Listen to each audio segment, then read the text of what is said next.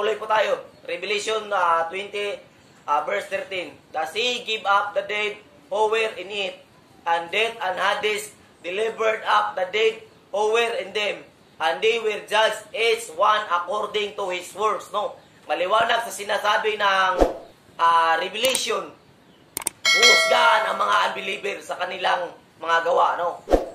Tutumbukin ko na kayo. No? Hindi talaga tayo papasa. No? Kapag ang ating gawa, yun ang ating batayan sa ating pamatayan na tayo ay maligtas, hindi talaga papasa yun. Bakit? Because of the doctrine, because of the poison of the doctrine tree. No? Dahil sa kasalanan ni Adan na namanan natin, no? Kahit anong mabubuting gawa, kahit anong gawa natin, ang pinaka-perfect na nating gawa ay basahan pa rin yan sa mata ng Diyos. No? Yan pa rin ay basahan pa rin sa mata ng Diyos. Dahil isa lang ang nakapasa sa standard ng Panginoon. Walang iba kundi ang ating Panginoong Hesukristo. No? Kapag ikaw tumanggap na sa Panginoong Hesukristo at naniwala sa kanyang tinapos na gawa sa krus ng Kalbaryo, ikaw ay ligtas na. At ikaw ay ligtas magpakailan-kailan paman. No? Wala na pong bawian yan. Kapag ikaw ay ligtas ka na. No matter what happened, you are saved forever. No? Huwag po tayong matakot kapatid. No? Huwag po tayong maniwala sa mga mixture pastor, sa mga perverted ang kanilang gospel. No? Yung nawawala ang kaligtasan at saka walang kaligtasan. Delikado po yan. Dahil pagdating ng second coming, pagdating ng Panginoong Hesukristo, meron po silang kalalagyan. No? Kapag hindi ka sumunod sa magandang balita, you are go to hell. No? You are surely go to hell. No?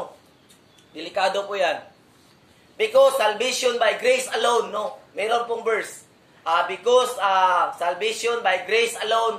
No? Meron pong verse. Ephesians chapter 2, verse 8 to 9, NIV. For it is by grace you have been saved. No, ano daw sabi? For it is by grace, hindi naman sinabing by works, no. For it is by grace you have been saved. Ano daw? You have been saved. Ibig sabihin ng been, past participle, hindi present tense, hindi future tense. Ibig sabihin, napakaliwanag na sinasabing past participle, tapos na. In the moment you receive Jesus Christ, receive and believe what He did on the cross, you are saved forever. By who? Through faith. Paano daw? Through faith. And this is not from yourself. No, hindi daw sa ating mga sarili. Why? It is the gift of God. No? Sa anong dahilan daw? It is the gift of God. Dahil ito sa regalo ng Diyos. Ang kaligtasan ay regalo ng Diyos. Second line, not by works. Ano daw? Hindi sa ating mga gawa. Not by works. Patuloy po tayo. So that no one can boast. Ano daw sinabi? So that no one can boast. No. Wala po tayong maipagmalaki. No. Ang taong tumanggap kay Kristo at naniwala sa kanyang tinapos na gawa, no, wala po siyang maipagmalaki. No, even ang kanyang mga perfect na gawa. Dahil hindi sa pamamagitan ng kanyang mabubuting gawa naligtas niya. Dahil sa pamamagitan ng biyaya ng Diyos. No, tayo ay naligtas dahil sa pamamagitan ng biyaya ng Diyos. Ang ibig sabihin, no, ito ay regalo. Regalo lang kapatid. No, maliwanag sa sinasabi ng talatang ito. Ang kaligtasan ay regalo. No, basahin nyo. Ephesians chapter 2, verse 8 to 9. No, maliwanag po yan. Patuloy po tayo. Dahil po meron kasing nagtuturo, no.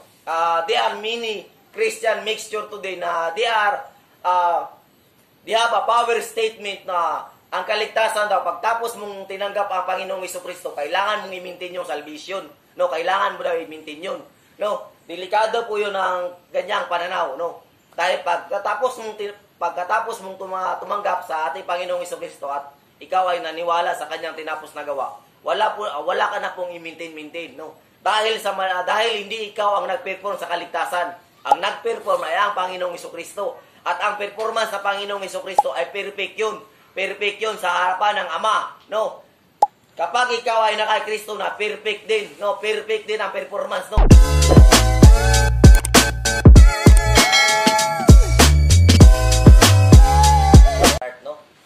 Mag-ampo sa ta.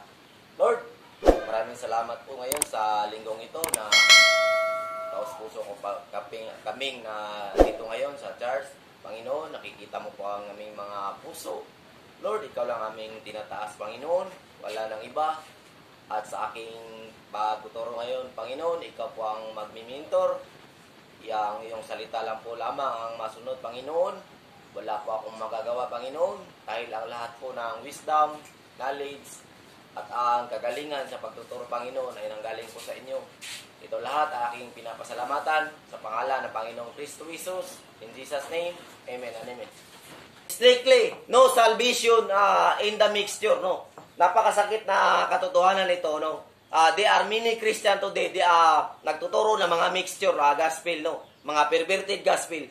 No, delikado po yan, no. Ito ay pinakamasakit na katotohanan. Wala po talagang salvation dyan, kapatid. Walang salvation sa mga mixture. No? Si Apostol Pablo po ang may sabi. Bakit daw? Kasi mayroong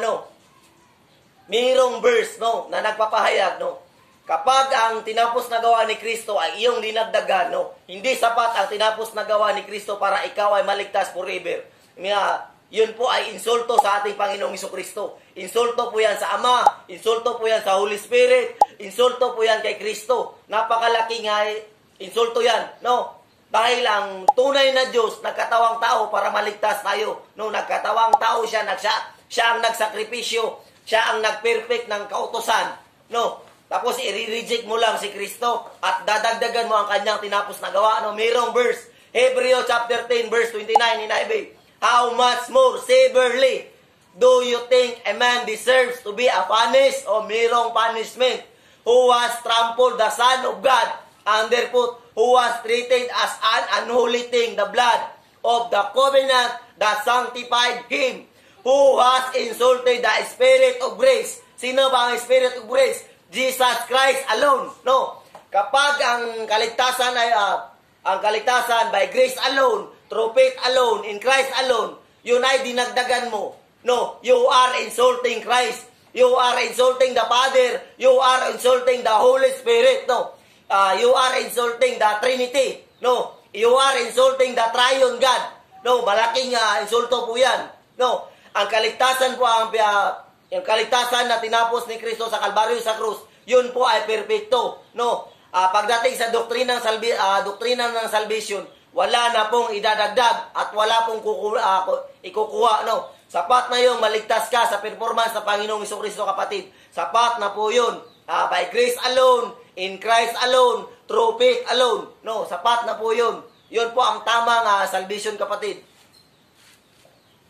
If you reject grace, no, kapag ni-reject mo si Kristo, strictly judgment will be applied, no. Kapag ni-reject mo ang kaisa-isang solusyon ng Ama na tagapagligtas, no, ang tagapagligtas, walang iba kasing tagapagligtas. Balibalik na rin man natin ang Biblia, walang ibang tagapagligtas, no. Walang binigyan ng pangalan sa silong ng langit, sukat ikaliligtas ng tao sa maliban sa pangalang Jesucristo. Gawa 4, versikulo 12. No, maliwanag po yan. No, Acts chapter 4 verse 12. No, walang ibang tagapagligtas sukat sa ikaliligtas ng tao maliban sa pangalang Jesucristo na ibinigay ng Ama. No, walang iba 'yon kundi lang hindi ang religion, hindi ang mga pastor, hindi ang mga pare, hindi ako, hindi ang Bible teacher. Walang ibang tagapagligtas, si Kristo lang. At maliwanag po yan sa John 14:6, no. Walang ibang daan. No, Jesus Christ lang. Paano ka makapunta sa Ama? Jesus Christ, no. Ako ang daan at ang buhay. Walang makapupunta sa Ama maliban sa akin, no. Kapag nakakay Kristo ka na, umabot ka na sa Ama. No, kapag nakakay Kristo ka na, you are saved forever. No, you are saved forever. No matter what happen. Patuloy po tayo. Ngayon, meron kasing nagtuturo na sila ay nakadepende sa kanilang mga gawa, no? Sila ay nakadepende sa kanilang mga mabubuting gawa. Kaya sila daw ay ligtas, no? Dahil lang pagtanggap nila kay Kristo at imiminti na nila ang kanilang kaligtasan, no? No? Meron bang verse na ikaw ay husgahan, no? Base sa iyong careless word they have spoken, no?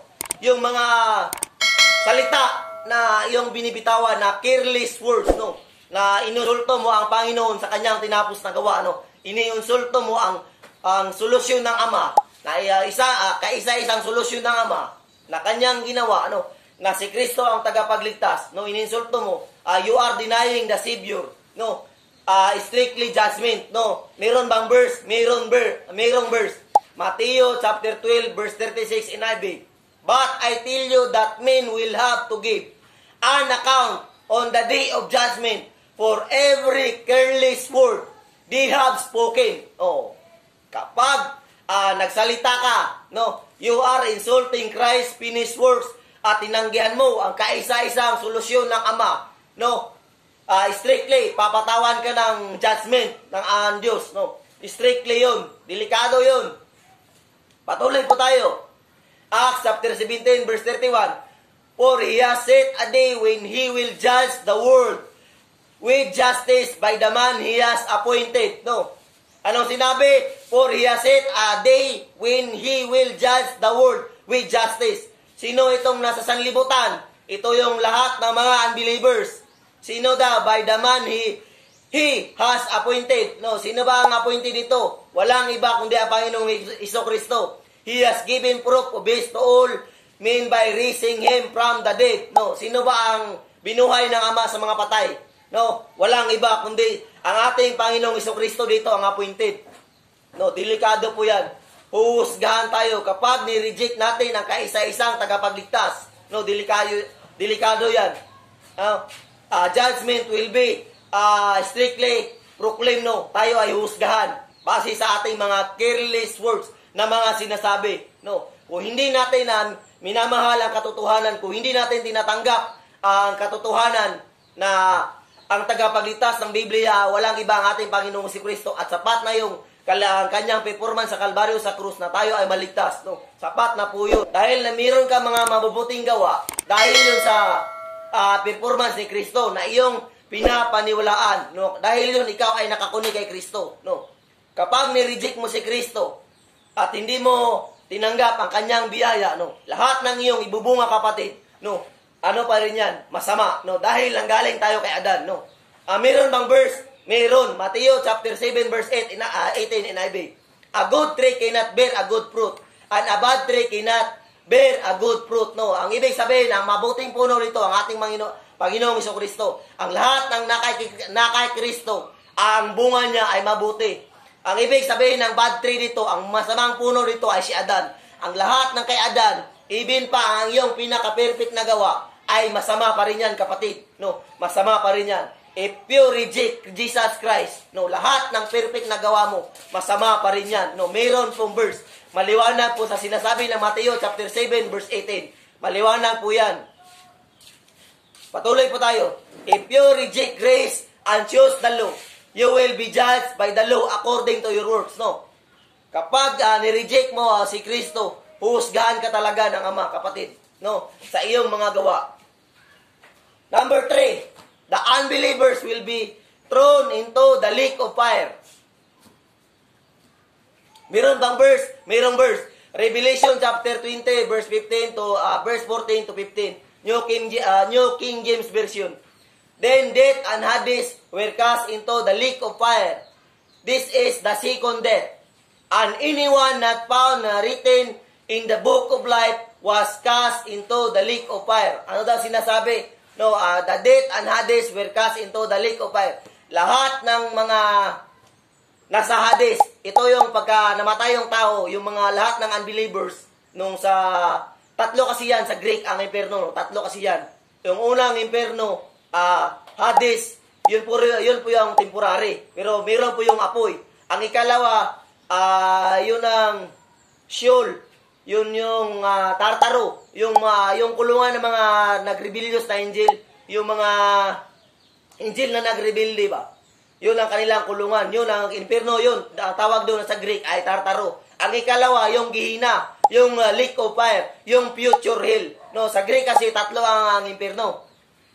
Yung mga temporary, yung mga namatay na unbeliever, yung nasa Hades, no, kukunin yun sila at ilalagay, pagdating ng final judgment, ilalagay yun sila sa lake of fire. And anyone not found written in the book of life was cast into the lake of fire. Kapag ang unbeliever, hindi natagpuan ang iyong pangalan sa book of life, automatic, you are go to hell, no. Kapag ikaw, ang pangalan mo hindi nakasulat sa aklat ng buhay, no. ikaw ay mapupunta talaga sa hell, kapatid. No? Pero good news, sa mga na kay Kristo na, ang pangalan nyo, kapatid, ay naisulat na yan. Bago pa manilikha ng Diyos ang sanlibutan, nakasulat na yan ang inyong pangalan. No? Hindi pa man tayo nilikha, nakasulat na yan. Bakit? Ano ang logic dyan? Kasi, ang Diyos ay hindi sasakop ng time, space, and matter. Hindi siya apektado sa ating oras. Kasi tayo mga tao, tayo ang gumagamit ng oras. No? Ang Panginoon, pwede niya makita ang future. No? Hindi pa niya ginawa ang mundo. Nakita niya na ang future. No? Kasi kapag nagkasundo ang divine will ng Diyos at ang ating free will, pag nagkasundo yan, no? Kasi alam ng Diyos sino ang tatanggap sa Kanya at kasi alam ng Diyos kung tatanggap ka, tatanggapin mo siya at maniwala ka kay Kristo, no? Doon pa lang, isunulat ka na ng Ama, no, kapatid. Bago niya pa nilikha ang mundo, sinulat ka na sa aklat ng buhay, no? Kasi nakikita ng Diyos ang future, no? Dahil ang Diyos ay omniscience. Ibig sabihin ng omniscient, nakikita niya ang future. Yun po ang ibig sabihin, no? Kasi kapag alam ng Diyos yun, wala po tayong sikreto na mailalahad, no? Wala po tayong sikreto na may tatago sa Diyos. Lahat po nakikita ng Diyos yun. Kapag hindi mo na tinanggap si Kristo, nireject mo si Kristo, kapatid, no, nakikita na ng Diyos yun. O bakit ka pa isusulat ng Diyos kung hindi mo naman tinanggap ang Panginoong Jesucristo? Yun. No, hindi ka nakasulat kasi sa future, nakita ka rin ng Panginoon na hindi ka tumanggap at hindi ka naniwala sa Panginoong Isus. No, you are rejecting Christ. Kaya, hindi ka nasulat sa Book of Life. Ganon lang yun. Ganon ang logic doon. How could gracious God throw people into the lake of fire? No. Bakit ang mapagmahal na Diyos, no, matitiis niyang itatapon ang mga unbeliever sa impyerno? No, bakit daw? No, meron ka nung bakit daw? Bakit matitiis ka ng Diyos, kapatid? No, ang Diyos na mapagmahal sa Biblia, bakit kaya niyang tiisin na tapon ang mga tao sa impyerno, yung mga lahat ng mga unbeliever? Bakit? No, napakadali lang ng question, no? Hindi natin kailangan maging genius. Dahil ang